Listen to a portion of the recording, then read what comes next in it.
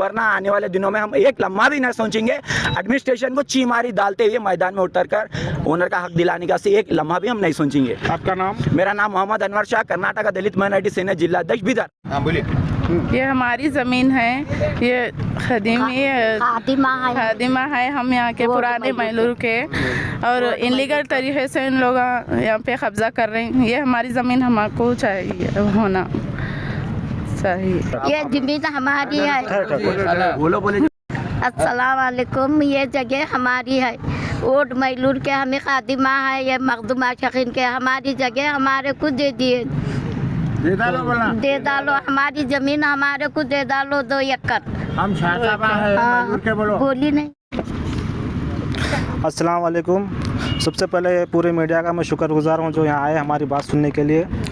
यहाँ पे 9 एकड़ 6 गुंठे टोटल हमारी खदीमी ज़मीन है, उसमें से 7 एकड़ इलीगल उन्होंने करे हैं और 2 एकड़ प्रेजेंट हमारे नाम पे पानी है और हमारी ज़मीन यहाँ पे है सामने। आके जेसीबी इलीगल चला रहे हैं, ना सर्वे करे, ना नोटिस दिए हमें, ना कुछ इतला दिए, आके कब्जे पे बैठ जा रहे हैं उन्होंने। ये कौन है जो इलीगल तरीके से जो आपकी ज़मीन कब्जा कर रहे हैं बोलते हैं? ये श्याम सुंदर उनके फादर थे पहले, जो इलीगल जो करे हमारे फादर से, और उनके बेटे अब श्रीनिवास प्रेजेंट उनका डेथ हो गया है, श्याम सुंदर श्रीनिवास सिंगापुरे।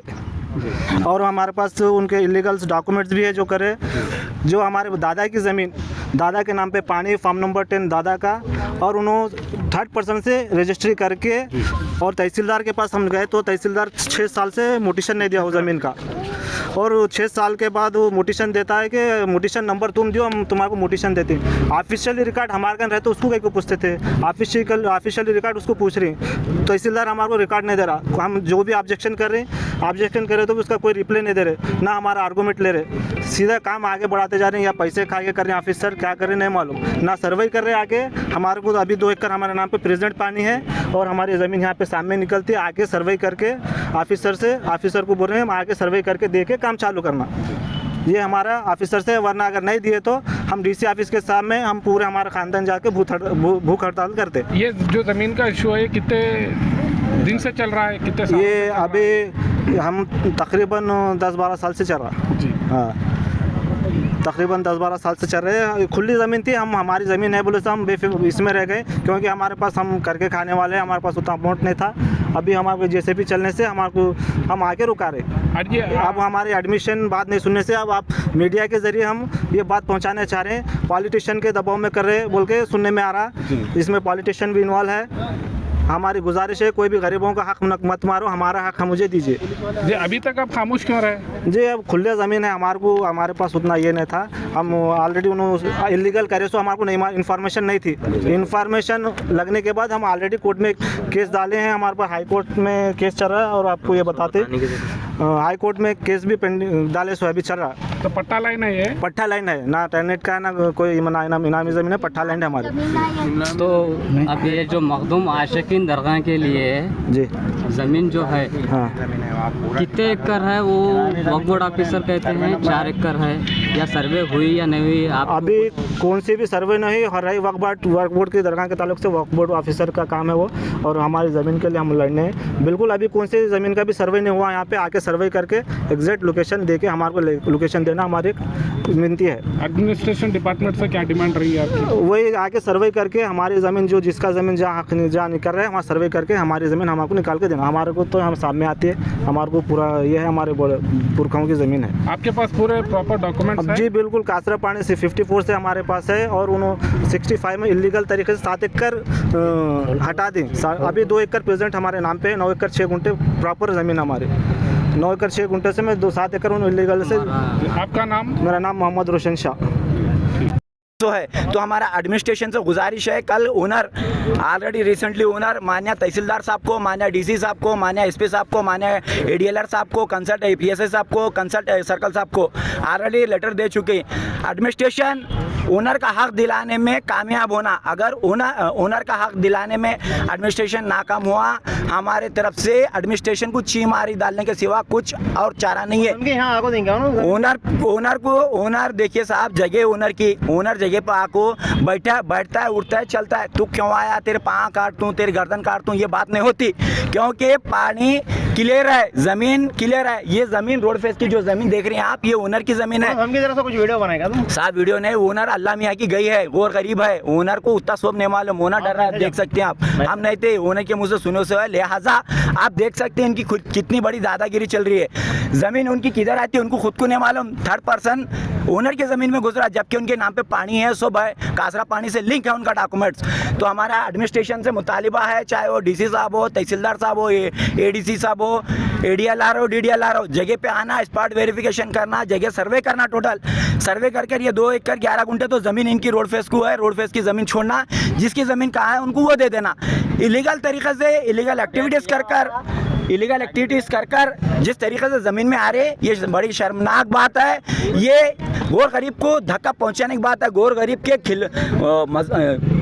ज़मीन के साथ, आत्मा के साथ खिलवाड़ कर रहे हैं। रियल एस्टेट, लैंड ग्राफर जितने भी है इधर में, ये पूरी आंख मुचोली कर रही हैं। इनका साथ अगर एडमिनिस्ट्रेशन दिया तो बड़ी पैमाने पर कर्नाटक दलित माइनॉरिटी सेल ने ओनर के साथ कंधे से कंधा मिलाकर डीसी ऑफिस के सामने उपवास धरना सत्याग्रह करने पर आगे पीछे एक लम्हा भी नहीं सोचेगी।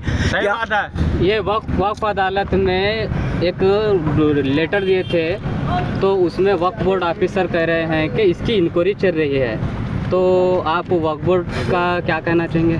साहब हमारा वक्फ बोर्ड से मुतालिबा है, ऑलरेडी वक्फ बोर्ड ऑफिसर सर्वे नंबर 10 में जो ईदगाह और कब्रस्तान की जगह 4 एकड़ 12 गुंठे ज़मीन है, इसकी इंक्वायरी चल रही है, हम जगह सर्वे करते बोल रही हैं। वक्फ ऑफिसर तकरीबन 3 साल से सर्वे करने में है। वक्फ ऑफिसर सबसे बड़ा आंख मुचोली खेलने में अगर बिदर में कोई करता है, एडीएलआर, डीडीएलआर, तहसीलदार के बाद वो है बिदर का वक्फ ऑफिसर। तो बड़ी शर्म की बात है, वक्फ ऑफिसर को शर्म आनी चाहिए। इस पार्ट पे आकर कब्रस्तान ईदगाह की ज़मीन उन्होंने बोलती 4 एकड़ 12 गुंठे हमारी नोटिफिकेशन गेजेट में है, वो गेजेट में है तो उन्होंने अपनी दायरा हदबंदी कर लेना। हमारा वक्फ बोर्ड ऑफिसर से भी मुतालिबा है। और जो रही सवाल ईदगाह कमेटी की, ये बिदर की ईदगाह मैलूर की जो ईदगाह कमेटी है, ये ईदगाह कमेटी कुछ काम की नहीं है, खाली चोर मुसेर भाई की खेल खिलवाड़ करने की कमेटी है। हम बिदर की अवाम, मैलूर की अवाम से अपील करते हैं बिदर ये माध्यम के जरिए कि आने वाले दिनों में जो ईदगाह कमेटी बने गई रिसेंटली, ये पूरे चोरों की सियासत खेल रही, इनको डिजल्व कर अच्छे यंगस्टर्स बनना,